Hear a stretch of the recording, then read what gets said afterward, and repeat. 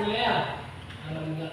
Baiklah, pada pertemuan kali ini kita akan membahas tentang sistem peredaran darah pada manusia beserta fungsinya. Sistem peredaran darah manusia itu memiliki peran yang sangat penting bagi tubuh, tidak hanya mengalirkan nutrisi dan oksigen ke seluruh tubuh. Sistem ini juga berperan dalam proses metabolisme.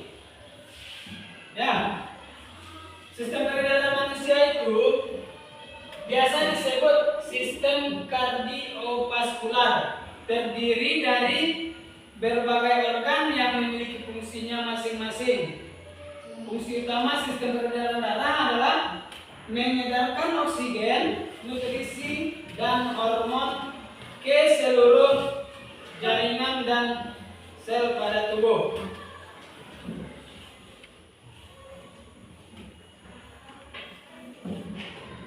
Ada tiga yaitu bagian dari organ sistem peredaran darah manusia. Yang pertama jantung, yang kedua pembuluh darah, yang ketiga adalah darah. Apa tadi yang pertama? Jantung. Yang kedua? Pembuluh darah. Yang ketiga? Darah. Nah, sekarang kita bahas dulu dari jantung. Jantung merupakan salah satu organ vital dalam tubuh manusia yang berfungsi untuk memompa darah ke seluruh tubuh. Apa fungsi jantung? Memompa darah ke seluruh tubuh. Yang mana jantung terletak di sebelah kiri. Di mana? Di sebelah kiri. Di sebelah kiri rongga dada.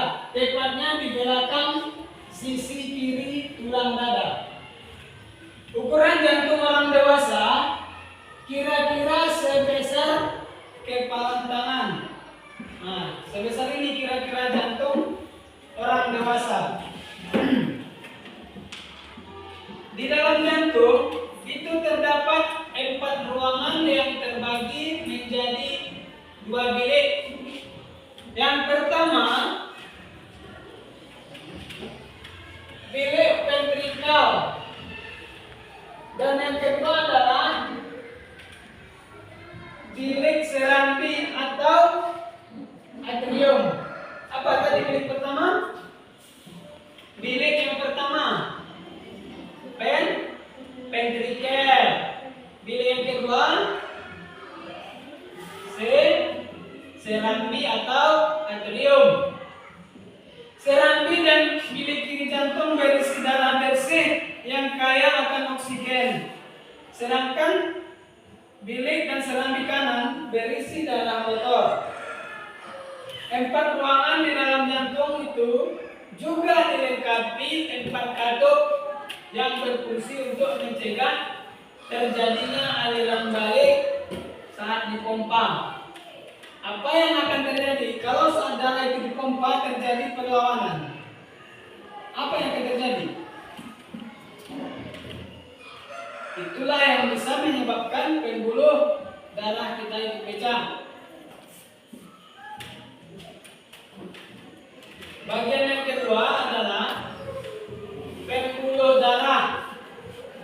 Pembuluh darah adalah bagian dari sistem peredaran darah yang berfungsi untuk mengedarkan darah dari jantung ke berbagai jaringan tubuh ataupun sebaliknya. Ada 2 pembuluh darah dalam tubuh kita. Yang pertama adalah pembuluh darah arteri, yang kedua pembuluh darah vena. Berapa macam? Yang pertama pembuluh darah arteri, yang kedua pembuluh darah vena. Pembuluh darah arteri yaitu pembuluh darah yang bertugas membawa darah kaya akan oksigen dari jantung menuju ke seluruh organ tubuh, kecuali pembuluh arteri pulmonalis.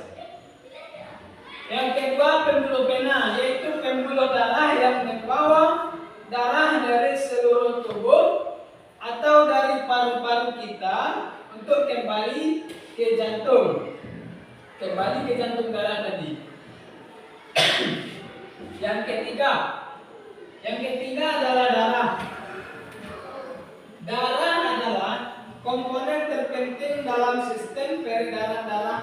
manusia. Darah ini berperan sangat penting, yaitu sebagai pembawa nutrisi, oksigen, hormon, dan antibodi ke seluruh tubuh kita. Tidak hanya itu, darah juga mengangkut zat beracun. Zat beracun yang ada di tubuh kita dan zat metabolisme seperti karbon dioksida untuk dikeluarkan dari tubuh. Nah, bagaimana itu pengeluaran karbon dioksida dari tubuh kita? Cara pengeluarannya melalui apa? Ada yang tahu? Ada. Karbon dioksida dari tubuh kita itu dikeluarkan melalui keringat. Nah, melalui apa? Melalui keringat. Darah manusia terdiri dari beberapa bagian.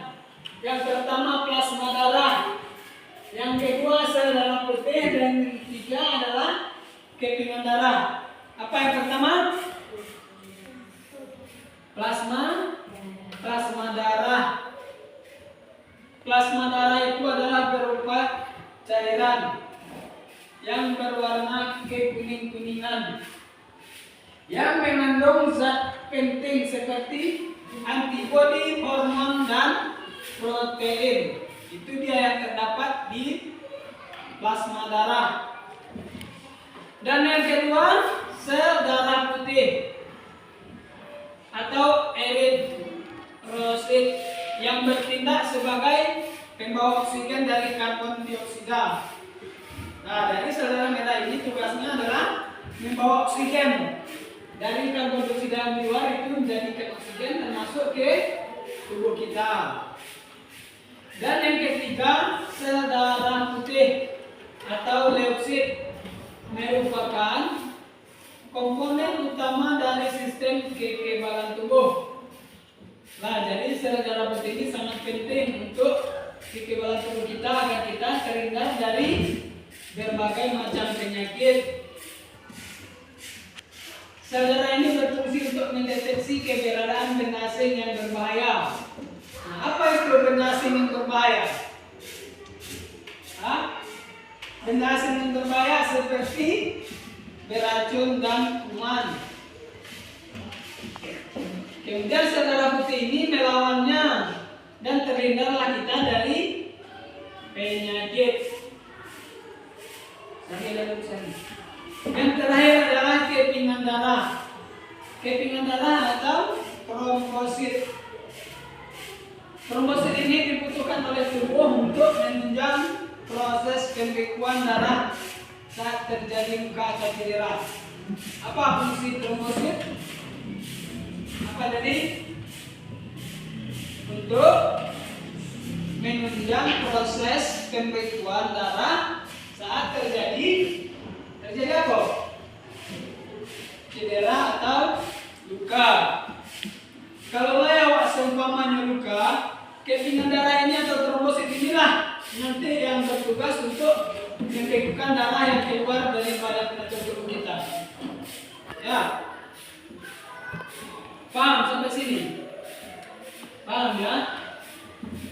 Selanjutnya mekanisme sistem peredaran darah manusia.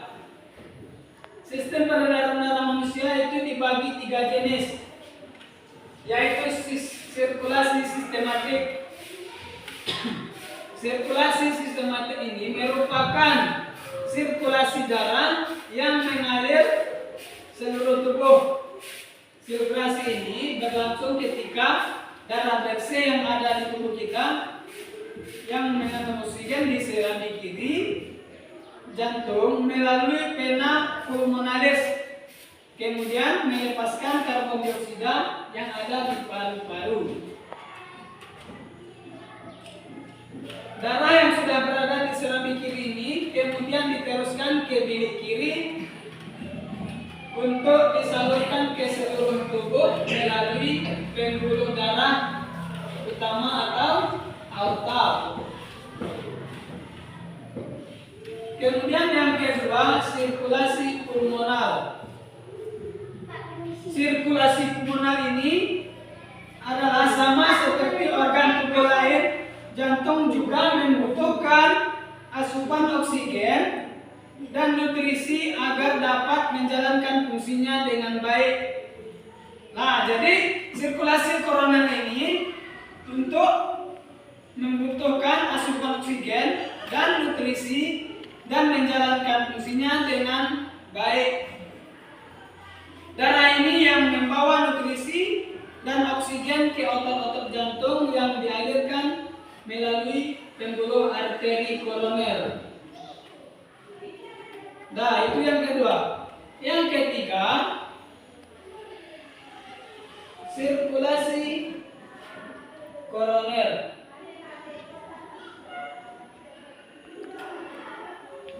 Udah tadi ya. Udah. Sirkulasi koroner sama seperti organ tubuh yang lain. Ini juga membutuhkan asupan oksigen dan nutrisi agar dapat menjalankan fungsinya dengan baik. Nah, yang terakhir, gangguan pada sistem peredaran darah. Aliran darah yang terganggu dapat menyebabkan kerusakan pada organ tubuh sehingga menimbulkan berbagai penyakit serius. Nah, itu kalau sudah ada gangguan pasti menyebabkan kerusakan. Itu tidak bisa dipungkiri lagi. Gangguan pada sistem peredaran manusia ini dapat disebabkan oleh berbagai hal, mulai dari kelainan bawaan atau gangguan genetik hingga penyakit tertentu seperti diabetes. Berikut adalah berbagai macam gangguan atau penyakit yang terjadi pada sistem peredaran darah. Yang pertama adalah hipertensi. Ada yang tahu apa itu hipertensi? Hipertensi itu adalah darah tinggi atau tekanan darah yang berlebihan. Yang kedua, sumbatan pembuluh darah arteri atau aterosklerosis. Sumbatan darah. Terjadi penyumbatan pada pembuluh darah arteri. Itu tadi yang Bapak maksud, bisa menjadi pecah pembuluh darah itu kalau sudah tersumbat. Diibaratkan dalam sebuah pipa air yang mengalir air di dalamnya, jika tersumbat, apa yang akan terjadi? Dalam tekanan kuat, maka tidak memungkinkan kalau pipa tersebut akan aman-aman saja. Bisa jadi suatu saat pipa tadi akan pecah. Begitu dia dengan pembuluh arteri. Jika terjadi penyumbatan, maka pembuluh darah tadi akan pecah. Yang ketiga, penyakit jantung koroner. Yang keempat, gagal jantung. Yang kelima, aneurisma aorta. Kemudian gangguan irama jantung atau aritmia. Henti jantung. Henti jantung itu biasanya kalau udah berhenti jantung berdetak, apa yang terjadi? Mati ya. Kemudian kelainan otot jantung atau lemah jantung. Nah, lemah jantung itu, itulah orang yang mudah apa? Lemah jantung itu mudah terkejut. Kalau orang itu mudah terkejut, apa yang akan terjadi? Hah? Apa? Serangan jantung, stroke. Dan kemudian stroke. Terus penyakit arteri perifer, kemudian emboli dan trombosis vena dalam, dan yang terakhir adalah penyakit jantung bawaan atau faktor genetik, faktor dari lahir ya, dari keturunan.